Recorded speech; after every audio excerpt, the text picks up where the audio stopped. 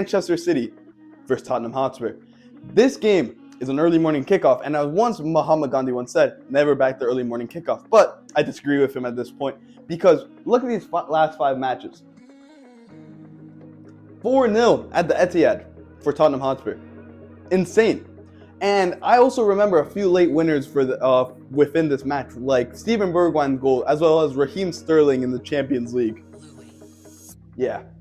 But nevertheless, let's take a look at Manchester City. Manchester City lit the Premier League alight, winning 4-0 against Wolverhampton Wanderers last weekend. And the only place to start a fire that is easier than against Wolves is probably with a flint and steel in Minecraft. But nevertheless, I want to focus on Pep Guardiola's reinforcements in Tijani Reinders, Ryan Inuri, and Ryan Cherokee, who were players that really just looked like they fit into the system effortlessly. And just how Pep keeps getting away with this, I do not know, but Pep's team will dominate the game possession-wise and have more control of the ball. But I will be questioning where I believe Tottenham is going to probably come out in a low block, where I'll touch a little bit more on that later. But Man City will struggle a little bit to get those chances into the final third. That's why I believe their key player in this match will be a player like Ryan Cherokee or Omar Marmoush, who are just incredible at being one-on-one players and create direct opportunities when nothing really is coming alight. And to have these type of players on your team is always a bonus, especially for this Manchester City team.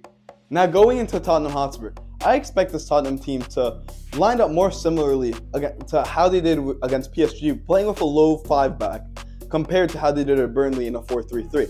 This is because I believe that Manchester City is a very dominant team similar to PSG, and Tottenham won't have much of the possession, but they will strike in physical aspects, especially across 50-50s in the middle of the park with players like Papa Mate Sarr, Joao Palhinha, and Rodrigo Bentancur. This is very crucial because I believe that we should analyze this Tottenham team more similarly to a team like Brentford, where Thomas Frank was managed and gave City a tough time last season.